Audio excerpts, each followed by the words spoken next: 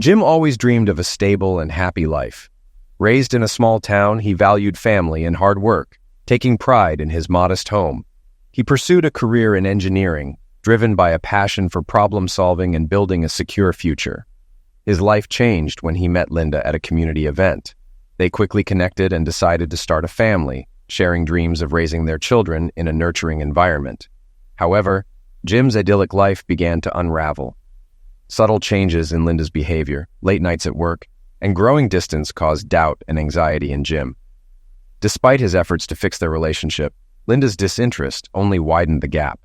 The unresolved conflicts became unbearable, leading to a devastating end to their marriage. Jim felt utterly defeated, his planned life shattered. Despair consumed him as he grappled with the betrayal. He left Morrison's restaurant, returned to the hotel, collected his things but left hers, and checked out, heading home.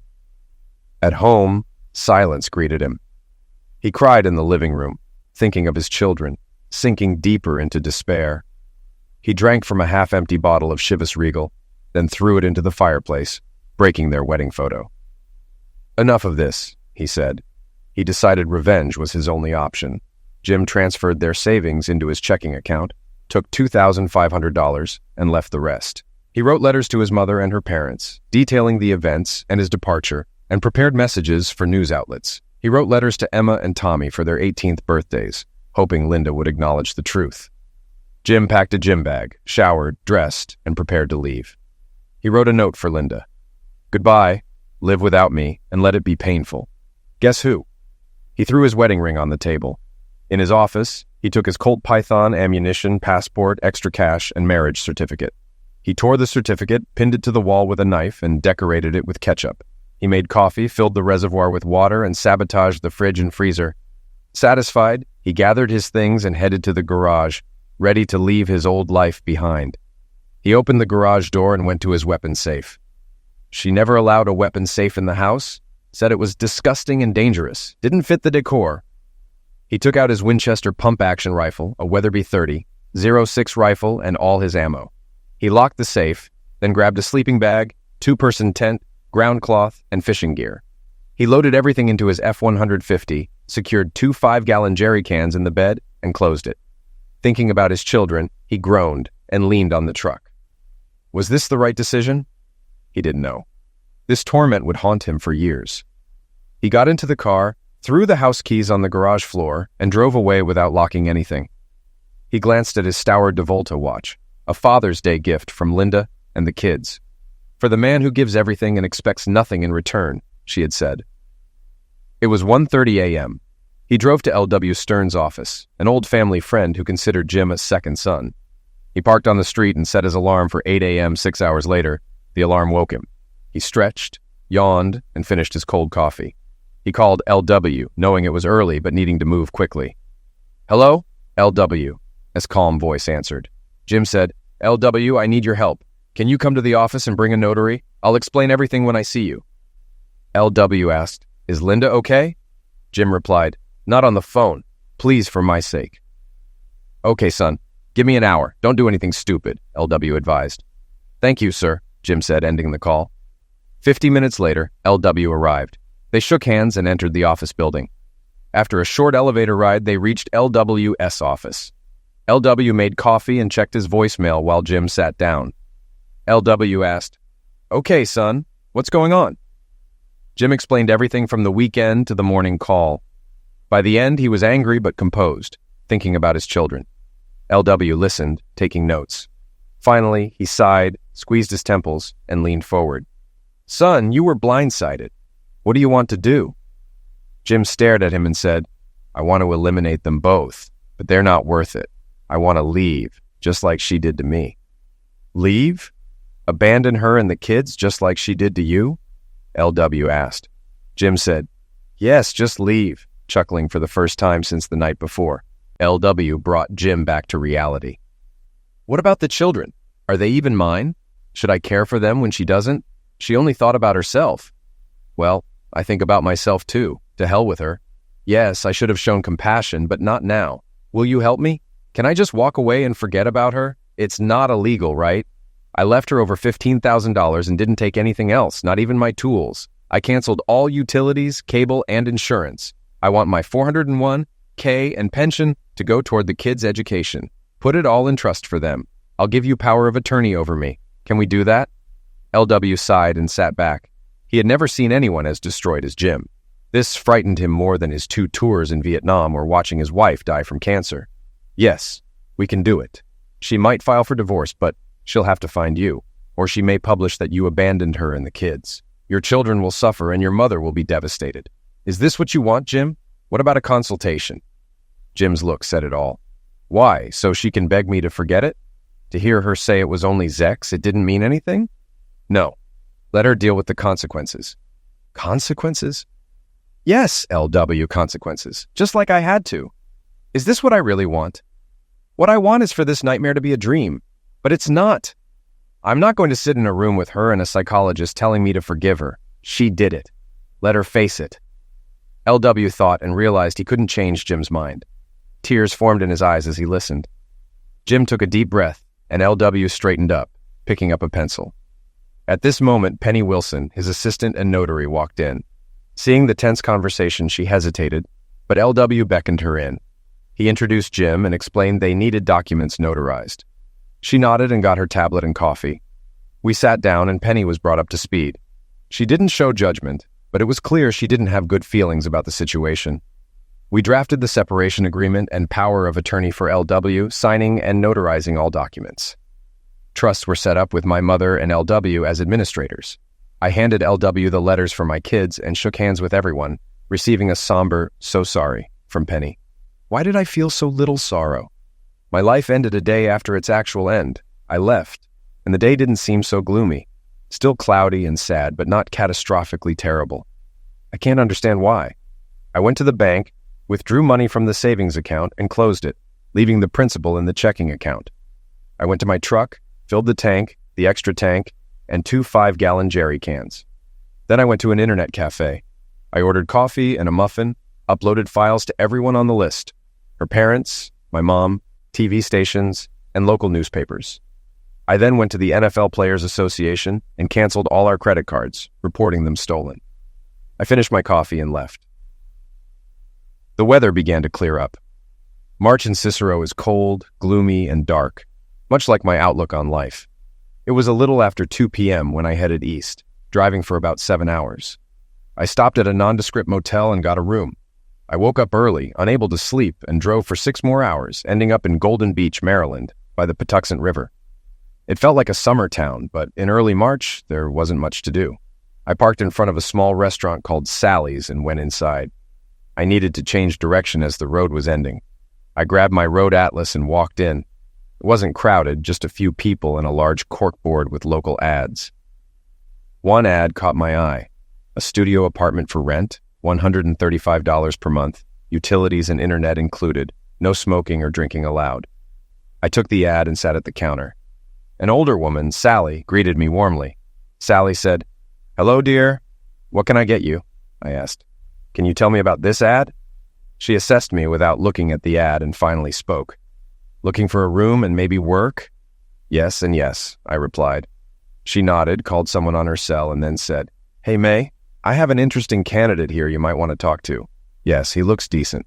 "Okay, see you soon." She put her phone away. "Are you hungry? How about a late lunch?" "Sure, a roast beef sandwich, salad with ranch dressing, and sweet tea," I said. Sally smiled and went to prepare my lunch. I wondered how things would work out. The lunch was great, and I was finishing my coleslaw when the doors swung open. A woman, around 40, 45 years old, and a man, about 62, 67, walked in. The man, tall and rugged, looked like a Marine Corps poster. He guided the woman to a seat beside me, then sat on my other side, removing his sunglasses and cap. Sarcastically, I said, "Please, take a seat," noting the empty seats and tables. These two seemed to be my interviewers. The man's gaze was intense, but I didn't flinch. Then the woman spoke.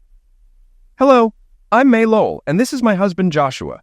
Say hello, Joshua," she said. He studied me silently. May extended her hand, and I shook it.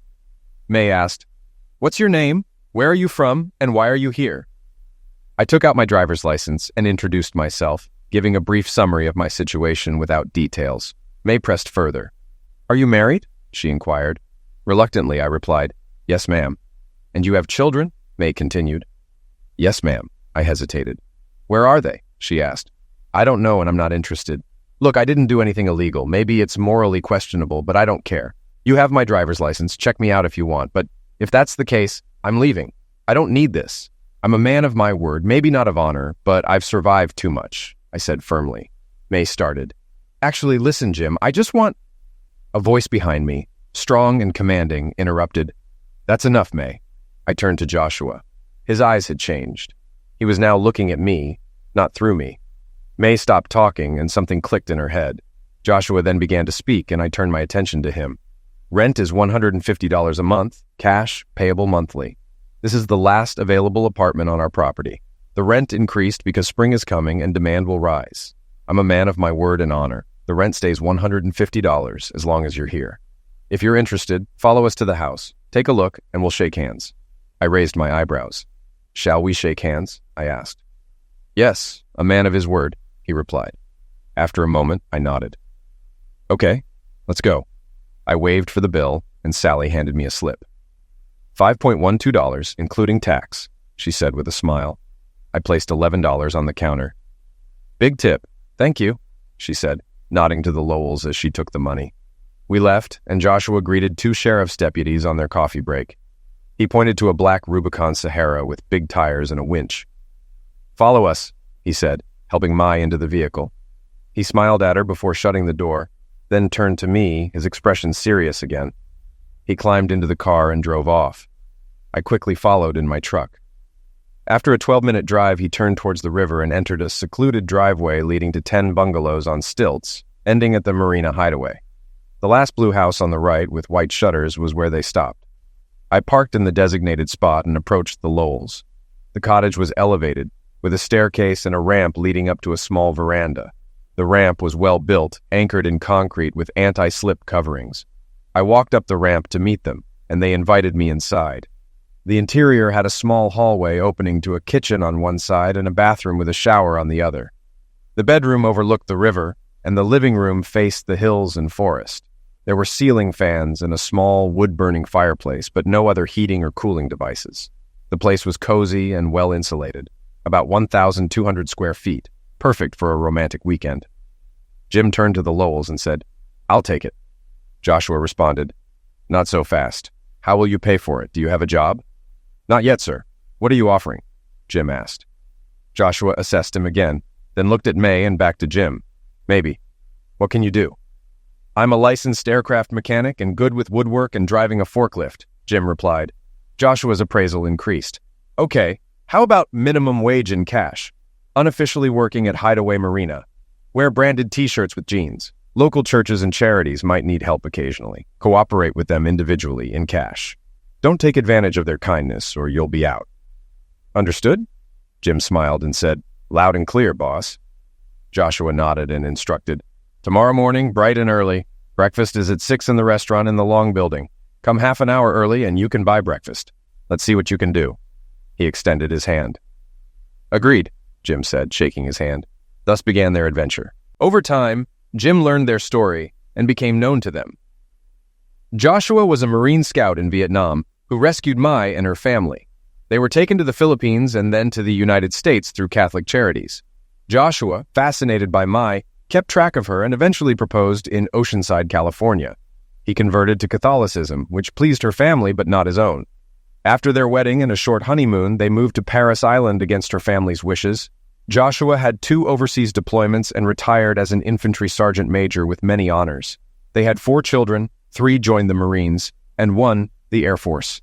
Their daughter, after serving in the Marines and graduating from the Naval Academy, became a lawyer and started a relationship with a pediatrician from Baltimore. Jim continued his work, toughening himself mentally and physically. He enjoyed the better weather and honed his woodworking and mechanical skills. He became well-liked in town and with his new boss, eventually getting officially hired and promoted. He started a small business, hiring 2 young men, one an ex-convict and the other a veteran, to renovate and build home additions. Jim was accepted by the Lowells' children and became a semi-official family member. 2.5 years later, Jim was settled, earning almost $20 an hour. He shared his story with the Lowells, shocking Mai. How could a woman do such a thing? She has children, Mai said. But this means you have children, and I care about them. But I'm not sure if they are my biological children. It would mean believing a traitor. I'm still not over it. Joshua observed quietly, adding, You're broken, young man. I don't judge your choice, but you're at a dead end. Mai continued, You chose a path and followed it. But you're broken and not doing anything to fix yourself. Jim realized he was accepted into their family, but still broken. He had no social life outside the Lowells and a few church friends. Linda had made him a recluse, a selfish woman who prioritized her desires over her family. Jim thought deeply about his decision to leave, still struggling with it. He began to move past the nightmare, burying the hatred. 3 years later, he felt trapped by his inaction, but ready for change. One Sunday morning, leaving a grocery store, he saw 2 men trying to rob a young woman by her Toyota Supra. She screamed and struggled, but the location and time of day drew no attention. Jim intervened, inserting himself into the situation. I placed my grocery bags on the truck hood, rushed across the parking lot, pulled out my ASP, and opened it. Shouting to get their attention, I approached the attackers. One had a weapon, but I was already in action. I struck his wrist with the baton, hearing a sickening crack. I threw him into the other guy, pinning them both against the Supra. The first one screamed, and the second one groaned from broken ribs as they slid to the ground. I turned to face a petite woman about 5'3", with long brown hair and a ponytail and librarian-style glasses. She was trying to open the car's back door, screaming. I dialed Mike Lowell, the Lowells' second son. Mike, I have a situation at the grocery store. Possible robbery, assault, and kidnapping. Don't go. We're on our way. I ensured the attackers stayed put, then walked to the woman. I carefully opened the car door, and she pulled out a small girl, about 4 or 5. Are you okay? I asked. She cried, but calmed down and thanked me. They wanted to take my car and my child. That won't happen, I assured her. Are you a policeman? She asked. I laughed, feeling my sense of humor return. No, but I play one on TV. She looked wary just as police cars arrived, sirens blaring. Mike and his partner jumped out, weapons drawn. I raised my hands, holding the weapon by the barrel. Mike took it for evidence. What happened, Jim? I gave a quick rundown, then apologized for my joke. I introduced myself. Sorry for the comment, my name is Jim Carlisle. Are you and the baby okay? She seemed unsure of my sincerity. Paramedics arrived and checked on the woman and her daughter, who were in shock but otherwise fine. The woman looked at Mike. Do you know this guy? Yes, he works for my father and lives near the marina. He's a good guy, Mike replied. She turned to me. Thanks again. My name is Emma Lindell. I was stunned, thinking of my daughter. Mike, not realizing the name similarity, asked Emma, Is Linda okay? I staggered and hit her car. Mike supported me, then shook me. Pull yourself together, Jim. These aren't your girls. He explained to Emma. Jim's ex-wife was named Linda, and his daughter's name is Emma. He's had a rough past, but is a good man. I was touched by Mike's words. I straightened up, embarrassed. Stuttering, I began to apologize and tried to leave. Emma stopped me. Jim, Mr. Carlisle, it's fine. Just take a deep breath and relax. I calmed down, and Mike stepped away. A police officer approached for our statements and personal information. Little Linda looked at me curiously, probably thinking I had 2 heads. Finally, Emma asked if I wanted to have lunch. Have you been to Sally's? She suggested. Mike watched my reaction, and when I blushed and said it was one of my favorite places, he grinned widely. Go have lunch, Jim. Take your time, he said, leaving with a smile. I turned to Emma, who was studying me. Well, what do you say? I'm a little hungry, and my daughter is probably starving too. And since you're a man, you're probably hungry as well. Let's go, my treat. It's the least I can do to thank you. I hadn't felt this way in over 3 years, but I agreed. We walked to Sally's after I secured the groceries in my truck. Inside, Sally waved us to an empty table. Are you two going to ask for a hero discount? Sally teased. Emma giggled. News travels fast, huh, Sally? Mike talked about the incident on the radio. Well done, Jim. I knew you were a good guy the first time I saw you, Sally said, enjoying herself. 2 elderly gentlemen came in and approached our table. How are you, Sal? Is the pie fresh? Asked the first one. I just took 2 apple and 1 peach pie out of the oven. Choose, Rufus. Rufus laughed, took off his Vietnam veteran cap, and extended his hand to me. Well done, young man. It's good to see the younger generation stepping up. I heard he had a weapon. I shook his hand, feeling a warm handshake. The second man also shook my hand, praising Joshua's sense of character. They nodded to Emma and her daughter, smiling briefly, then headed to the counter. Sally was delighted with the attention. "Looks like you two will be the talk of the town," she said. Emma laughed. "Can we get dinner, Sally, before his head gets too bloated?" I was embarrassed and apologized. Sally suggested grilled chicken, fries, spinach, and a side salad. It was the Tuesday special, even though it was after 2:30 p.m. Emma agreed, adding mac and cheese and nuggets for her daughter. It was the first time I saw the child smile. Sally left to place our order, and Emma continued. She revealed that Mike's sister and his wife had been trying to set us up, hoping it would help my recovery. Emma, however, was only focused on her child and not interested in a romantic relationship. "I'm 29 years old, divorced for 3 years. My abusive husband died in prison last year. I was one of Mike's sister's first cases after she opened her practice," she explained, lowering her voice to avoid upsetting her daughter. "I'm an accountant, licensed in estate planning and certified in investments. I run a small company with my best friend and a notary secretary. We've been doing well for over 3 years. I was surprised when those thugs tried to rob or kidnap us." Emma started to cry, the adrenaline wearing off and the reality setting in. I walked around, crouched down, and hugged her. Little Linda began to cry too, so I hugged her as well. For the first time in over 3 years, I felt normal and whole again, even though it scared me. I looked at the sweet woman and the little girl sobbing in our embrace, not wanting it to end. Sally approached, concerned. For the first time in 3 years, she wasn't smiling. She set iced tea and apple juice on the table as I tried to explain, but Emma interrupted, saying it was an emotional outburst due to the day's events. Sally relented and I sat back down, moving closer to Emma and her daughter. Sally winked as she walked away. I straightened my shirt, took a sip of iced tea, and looked at Emma. "Okay, my turn. Sorry for my reaction earlier. When you introduced yourself and your daughter, their names being the same as my wife and daughter's, threw me off. I apologize." I told her my story, avoiding the gory details, but making it clear that Linda had cheated and abandoned me.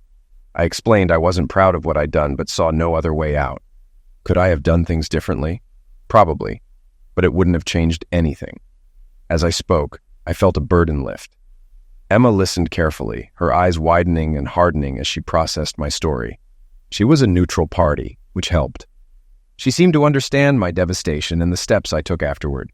Emma then said, "I'm not like your Linda. I understand what you went through, but you need to recover. Trust me, I know. I've been through something similar. We might see each other again someday." Dinner arrived, and we enjoyed our meal, chatting about life in Golden Beach. Emma had lived here for over 4 years since her husband's arrest. Her daughter Linda was just over 5 years old. We finished dinner, and Emma thanked me again, collecting her things. She shook my hand, holding it a little longer than necessary, then left, leaving me with the bill. I smiled.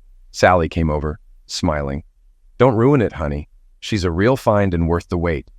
I paid and went home, feeling better than I had in a long time. Weeks turned into months, and I ran into Emma several times, even inviting her and Linda out for ice cream. I was becoming human again. The next morning, I showed up for breakfast at the Marina restaurant. We launched and serviced 2 small boats. On Thursday, I was informed about a barbecue at the Lowell's house on Friday, and my presence was welcome. It looked like I'd be having a barbecue on Friday. It was good that it wasn't Lent. I decided to take a nap on Saturday after a night of drinking on Friday. Sounds good, right? On Friday, I woke up, had breakfast, and got ready for the day. The families who owned the boats arrived, and I showed them the work we had done, explained our hours, the fuel station, and more. These were weekend regulars, but not locals. After everything was settled, I left work, cleaned up, changed into a clean t-shirt and jeans, and headed to the Lowell's house for the BBQ. The Lowell home was a spacious log-style ranch with a wraparound deck, patio, jacuzzi, pool, fire pit, and smoking barbecue. Mai greeted me with a hug and kiss on the cheek, then threw me into the mix of a typical family gathering. Children and spouses mingled, and Mai's daughter, Angelina, soon singled me out. She was a prominent attorney, a Marine Corps veteran, and very close to a young doctor. "Jim, how are you? I've only met you a few times in the last 3 years, but I've heard good things about you. Can we talk?" she asked. "Okay, sure," I replied, a bit taken aback. She smiled and took my hand. We were joined by Mike and his wife Camille, who smiled at my obvious embarrassment and anxiety. They led me to a small table under a shady tree.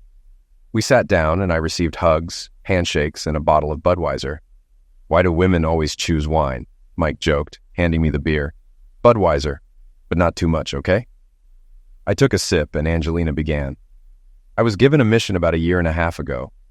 Well, she's a Marine, I thought, looking for Joshua, who was talking to Emma and occasionally glancing at me. Listen carefully, soldier, Angelina continued. I was tasked with finding out your situation.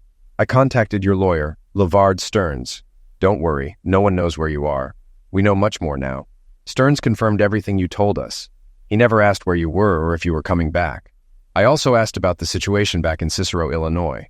I'm the only one who knows about this. Even my parents don't know yet.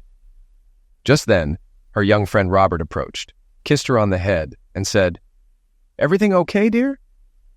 Yes, I'm just starting my report. Come back in a while, she replied with a smile. Robert smiled and left.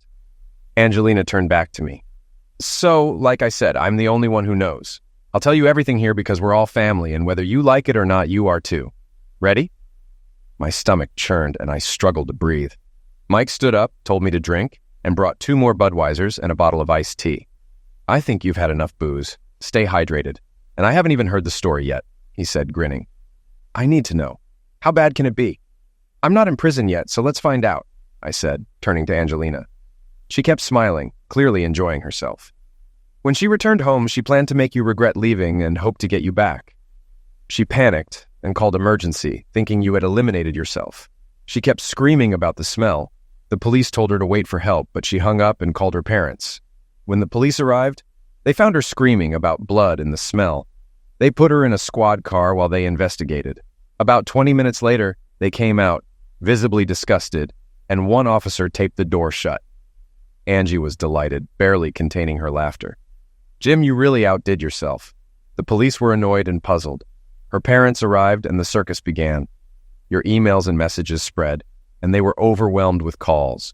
News crews started arriving. Well done, Jim. Mike and Camille looked at me in shock. Mike managed a wow, Angie continued. The police told her off for wasting their time and left. Her parents took her inside, opened windows to air out the place, and scolded her for the mess. They got the whole story from her. Her mother was shocked, her father furious at both of you. He eventually told her to file for divorce. She delayed for months, spent the money you left, and finally, 2 years later, the divorce was final. You've been free for 6 months. She drowned in debt, lost the house, her job, and started drinking. Her parents got custody of the kids. Your mother sees them often, but Linda doesn't. Last week, she went into rehab. Her parents are exhausted, her mother's health is failing, and her father's blood pressure is rising. The mood grew somber. Joshua and Mai joined us, and Joshua continued. Your family knows everything now. Mai and I don't know much. It's up to you to decide what to share. His emphasis was clear. It's up to you. You've put this off long enough. Others are involved, and some want to be involved. Emma joined us, standing nearby. I wondered how they hadn't found me. I re-registered my truck, changed my driver's license, and I'm on the payroll here. I even paid my taxes last year. Mike blushed. I helped with that. When you changed your truck registration and driver's license, I pulled some strings at the DMV. The forms were lost and not reviewed. He looked at his feet. Angie added, LV filed your taxes the first 2 years. You owe him a bit for taxes. Last year he let you do it yourself so no one noticed. Not the government, your in-laws, or the police. Maybe your mom. She's angry and misses your dad. Emma squeezed my shoulder. I looked into her gray eyes and smiled. I shuddered, realizing I was a free man, supported by people who cared. I needed space to think things through. Stop running, son. That time has passed, Joshua said firmly. I smiled. You're right. No more running, I addressed everyone. It's time to get our act together. I looked at Emma and pointed toward the river. Can someone watch Linda while we take a walk? Camille stood up. Don't worry, Emma. She'll be fine. Emma thanked Camille and Mike, took my hand, and led me away. Angelina shook my hand, hugged me, and then began briefing her parents on the recent events. Emma and I walked along a path through the forest, eventually finding a comfortable spot by a fallen tree near the river. She sat gracefully and patted the spot next to her, saying, Sit down. I sat, avoiding eye contact, focusing on the surroundings. Emma closed her eyes, smiling and breathing deeply. Her calm demeanor reassured me. After collecting my thoughts, I turned to her. Emma, you need to know everything about me. I need to tell you my whole story. Okay, I'm listening, she said, opening her eyes and looking at me. I sighed and began. I told her how my life was ruined by a heartless woman, my decisions, right or wrong, and how I struggled for the last 3 years. I shared everything Angie had told us and some personal details. I explained how saving her and Linda had affected me and how her presence had helped me. When I finished, I was on edge, unsure of my plan. Emma looked at me with admiration and giggled. "So, if I'm not mistaken, you want to make me an honest woman. You've been nothing but honorable. I'm impressed with your determination and character," she said, glowing with admiration and a hint of passion. I was a bit shocked and embarrassed, but took her hands in mine. She held my gaze, waiting. I swallowed and began. "I want to ask Angelina to contact LW in Illinois to see if I can get custody of my children. Considering her situation, it can't be worse than hers. Then I want to move them here with my mom. But first, I need to build a house big enough for all of us." Emma blinked, taken aback. For once, I was ahead of her. "So, do you have feelings for me?" she asked. I replied, yeah, I think so." "And you think Linda and I can be part of your family?" she continued. I smiled and said, "Yes, I'm pretty sure I love you, or at least I really like you. And I think it could turn into love if we let it happen." Then I leaned in and kissed her, a gentle, sincere kiss. She turned it into a proposal right there, saying, "I am yours, and you are mine. Period." She took control. "I know a respected architect who can draw up the plans and file permits for a nominal fee, thanks to his wife being a close friend of mine. Meanwhile, Angelina will contact Elle to resolve the custody issue. You might have some legal expenses, but we'll discuss that later. What do you say?" She smiled like a Cheshire cat. I rushed to her, and she screamed with joy as we tumbled into the leaves behind the log. After 45 minutes of laughter and kisses, we returned to the party, still brushing off leaves and grass. Joshua and Mia now knew everything. We shared our plans, and they supported us. Angie was officially hired as my lawyer at a family discount and would contact LW on Monday to start the process. I discussed with Joshua buying a lot to build a house with an addition for my mom, connected by a covered walkway. The house would have 5 bedrooms. I offered to rent my current place to Linda's parents if they wanted to live here with their grandchildren. I wasn't sure how they felt about me, but decided to see what happened. Emma and I sat with the architect, discussed our needs, and he suggested ideas, showing us plans on his laptop and giving an estimate. On Monday, I applied for a construction loan at the bank. Angie contacted LW to discuss my case. He said I'd likely need to return to handle it. I had almost 4 weeks of vacation saved up, and Joshua told me to take whatever time I needed. "Family," he said. Angie came up with a unique angle for my case and discussed it with LW via Skype and email. Emma and I continued our relationship, and Linda grew closer to me, holding my hand and seeking goodnight kisses and hugs. Her mother and I grew closer too, though not physically yet. "When are you going to propose to my mom? I need a dad, and you fit the role, don't you think?" Linda asked, surprising me. The court case wasn't as bad as I feared. I hadn't done anything illegal, just questionable. Her parents supported my plans, and when LV and Angie told them about my offer to move in, they were eager to talk and apologize. Everything moved forward. My small business doing odd jobs and home renovations expanded to 2 teams. My home became a source of pride. Within 2 months, the structure was ready, and Emma, Linda, May, Angelina, Camilla, and Sally helped decorate. I received a court date for family court. Linda struggled after rehab, and LV began selling the house before it was auctioned. I packed my truck, kissed Emma goodbye, hugged the others, and headed to Cicero. Angie said she would fly out soon for the trial. Returning home after almost 4 years felt strange. My neighborhood hadn't changed much, but my house looked neglected. The grass was overgrown, paths untidy, one garage door dented, another painted, and a window covered with plywood. I drove by slowly on my way to my mom's apartment, eager to see her and apologize for the worries I'd caused. There was no need to worry. Mom met me at the door as I carried my bag in. She hugged me, kissing my cheek and any exposed skin, her tears making me feel guilty.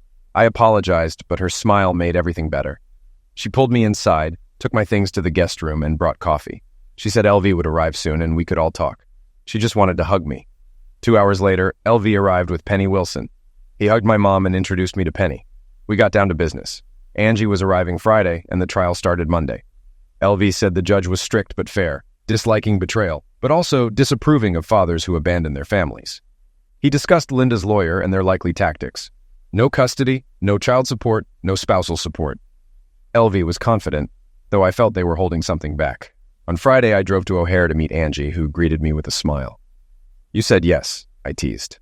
She laughed, and I realized how much I missed moments like this. We went to my mom's house, and Angie was warmly welcomed. The next day, we went to LV's office and met with him and Penny. After coffee, we reviewed everything, and Angie updated us on her findings. Despite feeling like something was missing, they assured me all was fine. Angie said I was in good shape for the trial, set to begin Monday. I felt nervous but hopeful, praying and promising to go to church. Sunday night, I couldn't sleep, praying and worrying until I finally dozed off. I woke up early, attended morning mass, and spent the day reflecting and praying. I returned home to a worried mom and assured her I just needed time alone. I felt more at peace. After a simple dinner, I went to bed, feeling as prepared as possible. Monday arrived, cool and clear. The trial was set to start at 9 a.m. I arrived early, found room 319, and greeted LV, Angie, and Penny. Then I saw Linda looking worn and tired, accompanied by 2 lawyers and our daughters, Dee and Jane. She initially didn't notice me, but then spotted our group. She looked terrible, gaunt and wrinkled, and makeup didn't help. I felt a bit smug, knowing I was in good shape after years of hard work and healthy living. She tried to approach me, but her companions restrained her and led her into the courtroom. Angie approached me. "She looks bad, Jim." "Yes," I replied. "It's a pity, huh?" My response surprised Angie, but she eventually understood. We were about to enter when the elevator doors opened again, and there they were, my mom and Linda's parents. They walked up, and my mom hugged me, followed by Linda's mom. Then her dad extended his hand to me. "Okay," I stuttered, then said, "Linda just went in." Her mom made my day by saying, "That's good, but we're here for you." Her father added, "She had her chance. Now it's your turn. Just be polite." I gave him a bear hug. "Thank you, Dad." We entered the courtroom, sat at the plaintiff's table, and Linda's parents sat behind me. There were a few other people, including 2 bored-looking reporters. Linda's entourage exchanged glances with us. At 9:05, the bailiff announced, "Hear, hear. All rise for the Honorable Thomas Kincaid, Family Court Judge. The court is now in session. Case 213, James R. Carlisle v. Linda Kramer for the custody of 2 minors, Emma Louise Carlisle, 12, and Thomas James Carlisle, 9. Child and spousal support are also in question. Please sit down." The judge took his seat, knocked the gavel once, and said, "Thank you, bailiff. Are the interested parties present?" Linda's lawyer stood up and said, "Linda Kramer, defendant. Your Honor, I'm John Schultz, representing Miss Kramer." Louis W. Stearns stood and said, "Louis W. Stearns for the plaintiff, James Carlisle, Your Honor." The judge looked at Linda and said, "This seems straightforward. Kramer, your ex-husband is suing for custody of your 2 children and to move them out of state. Is this true?" Linda stood up and replied, "Yes, Your Honor. He thinks I'm an unfit mother and wants to take my children away." The judge asked, "It's clear you 2 are divorced, right?" Linda responded, "Yes, Your Honor." The judge continued, "May I ask why you got divorced?" I almost jumped out of my seat, but LV grabbed my hand and muttered, "Not yet." Linda sobbed, "We were celebrating with friends at Morrison's. Jim and I argued, and he—" LV shot up and said, "Object, Your Honor." The judge asked, "On what basis?" LV responded, "Miss Kramer is lying." Schultz stood up and said, "Your Honor, there's no need to attack my client's reputation. This is irrelevant." The judge thought for a moment and then said, "Objection sustained, but I'm curious.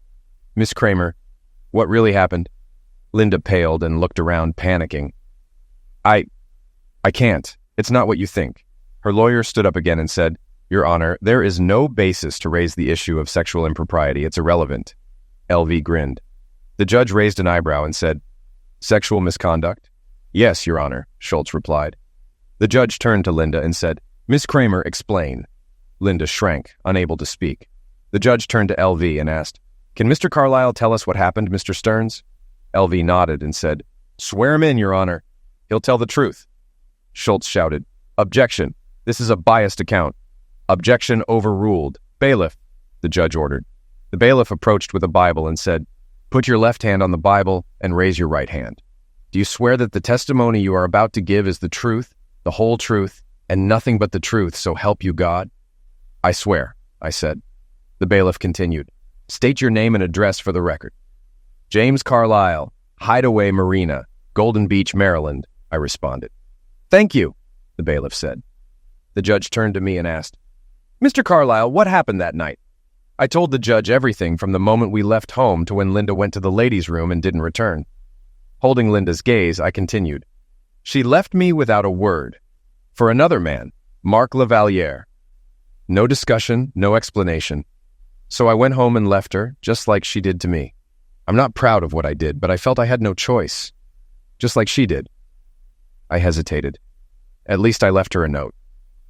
The silence was broken only by Linda's sobs. Then she exploded. "You left me and our children, you scoundrel!" I retorted sharply. "Just like you did, Linda." The judge banged his gavel twice. "Order or I'll take measures against both of you." Her lawyer was furious, not wanting this discussed. The judge leaned forward and said, "Miss Kramer, is Mr. Carlyle's story true? Answer honestly." Linda, devastated, sighed heavily, and under the judge's stern gaze admitted, "Yes, sir. Everything he said is true. I ruined everything." The judge turned to me. "Mr. Carlyle, I sympathize with your stress, but you left your family for almost 4 years. That's not good." I was seething when Angie stood up, grabbed my arm, and pulled me to her seat. She addressed the judge. "Your Honor, may I speak for Mr. Carlyle?" "Who are you?" asked the judge. "Maya Angelina Lowell, Mr. Carlyle's lawyer from Maryland. You should meet some people." Joshua Lowell leaned forward. "Your Honor, may I?" "Go ahead, Mr. Lowell." He straightened up and looked me in the eye. "Your Honor, when we met James Carlyle, he was broken and defeated. But he didn't give up. He took an interest in one of our cabins. I took a chance on him, and he has improved significantly." Joseph added, "I haven't known Jim as long, but I agree with my dad. Jim is a decent guy." Joshua Jr. continued, "Your Honor, I also agree. From what I've seen, Jim is a good man. He would make a good infantryman or marine." Mike spoke next. "Your Honor, my wife and I have known Jim for 4 years. We trust him with our family's safety. My kids call him Uncle Jim. He became a hero in Golden Beach, saving a woman and her daughter from a robbery and carjacking at great personal risk." Sally spoke last. "Jim walked into my restaurant a broken man. I knew he needed help. Now I know he's a wonderful man who's made great strides. I consider him a surrogate grandson." She turned to my mom. "Mrs., you've done an excellent job raising him." Angie continued as the doors opened. "There is one more person who would like to speak." Emma Lindell stepped forward. I stood up, walked over, and stopped as she smiled. Addressing the judge, she said, "Your Honor, may I speak for this man?"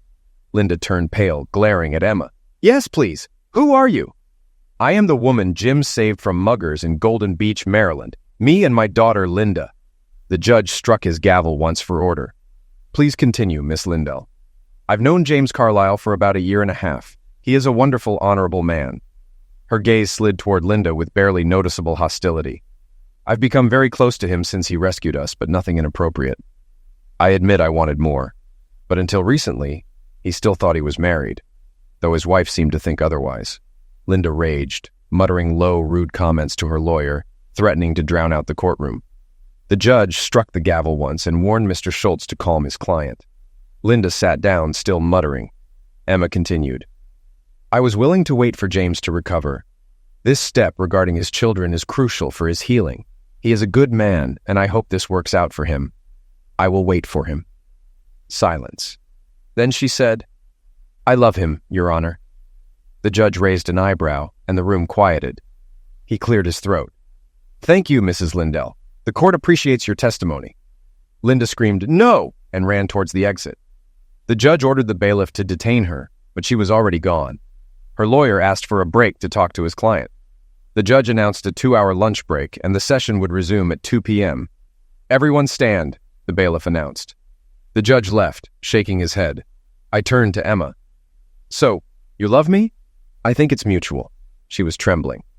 "What?" she muttered. "Come on. You know I love you too." She smiled, blushing. "Well, now I'm sure." I took her hands and kissed her lightly. Our friends and family smiled and laughed at our display. We headed to a steakhouse for lunch. My lawyers were in high spirits, especially Angie, who was pleased with her performance. LV told her that if she ever got tired of Maryland, she could join his firm. At 1:45, we returned to court to find the defense team in chaos. Linda had disappeared. The judge issued a warrant for her arrest, but the defense presented signed documents where she agreed to my claim and waived all parental rights. I was stunned. When LV and Angie told me the implications, LV said, "None, son, you won. She gave you everything. You're already divorced, that's all." Angie put her hand on my shoulder. "It's over, Jim. Accept it and go. You don't have to run." She asked for nothing. It was all over. I won. But at what cost? I still had to pick up my kids from school. They were unaware of the situation, but that would soon change. Two reporters, one from the Cicero newspaper and one from the Chicago Sun-Times, tried to talk to my ex-wife but couldn't due to her disappearance. LV told them we'd make a statement after reviewing the documents. It'll take them a day or two. Hopefully something else will come up and we won't be news anymore, he laughed. We went to pick up the kids. Emma, now 12, and Tommy, 9, ran out of the school, saw their grandparents, and then me with a woman they didn't recognize. They froze, then exploded with joy. "Daddy! Daddy!" They rushed to me, hugging and kissing. "We missed you! Where were you? Why didn't you call? What happened? Why was Mom so angry? Where is Mom?" They hadn't been told anything. Interesting. I hugged them while Emma Lindell stood aside. I pointed to her. "Kids, this is Mrs. Lindell. She's a good friend of mine. Let's go home with your grandparents, meet some friends, and have lunch." They agreed and grabbed their backpacks. We went to their grandparents' house, and the kids joined the backyard party. Then came the hard part.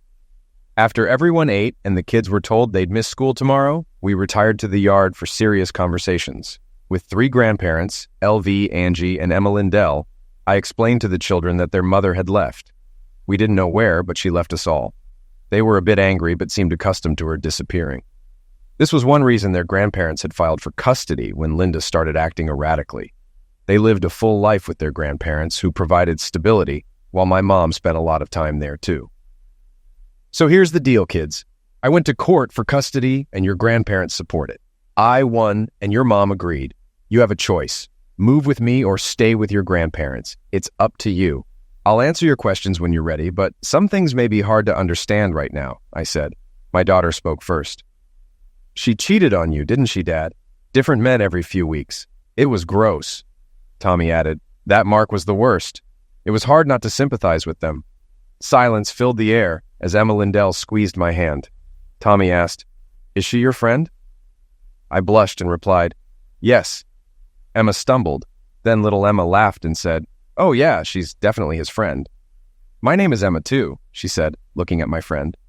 Emmeline, answered Big Emma, but my friends call me Emma. I like it, little Emma said. My real name is Emily, but I like Emma too. My son watched carefully. He turned to me and said, I think she's suitable, Dad. What do you think? I think so too, son, I replied. We discussed many things over the next 2 days. I explained to my in-laws and my mom about the house I built, the offer for them to sell their houses, and move to Maryland. The kids were excited about moving, especially when they learned their grandparents would too. The older folks liked the idea, needing a change of scenery. We organized everything after Linda disappeared. LV helped my mom with her house sale. She had a garage sale, donated stuff to charity, and packed the rest. My in-laws put their house up for sale, did the same with their belongings, rented a truck, and packed it up. The kids finished school and we got all the paperwork to move to Maryland. I stayed to help. We drove back, with the kids and my father-in-law in one car and my mom and me in the truck. After one night in motels, we arrived in Golden Beach. Camilla arranged for therapists at the school, but the kids seemed okay. We showed everyone our new house. My father-in-law's place was a 5-minute walk away. After touring the house and picking bedrooms, we went to see their new place. Mai and Camilla gave us a tour and handed us the keys. They loved it. While everyone got acquainted, I walked back to my house where Emma and Linda were talking on the porch. My daughter met me with a withering gaze. So will I have another sister besides the new mom? She asked. Yeah, I guess. Didn't I mention that? She laughed and hugged me. Tommy said now he understood why there were so many bedrooms, but he avoided my eyes. We need to keep an eye on him. We unloaded my in-laws' things, then my mom's items that had arrived a few days earlier. I thanked everyone, treated them to dinner at Sally's, and checked my bank account. It was time to get back to work. Life resumed, with 2 young people adjusting to new surroundings. Linda fit in quickly, and our family adapted. Tommy and I grew closer, bonding over our us versus them dynamic. The kids did well in school and would start the next school year on track. Emma and I married in mid-August in a small ceremony and honeymooned in New Orleans. I was rebuilding my business, but we mostly enjoyed the hotel room and restaurants, unaffected by the weather. Linda, no news. With the help of friends, family, and a loving new wife, I rebuilt my life. I'm happy. Did I make the right choice years ago? Maybe. I think I made the only choice possible. I'm lucky, that's for sure.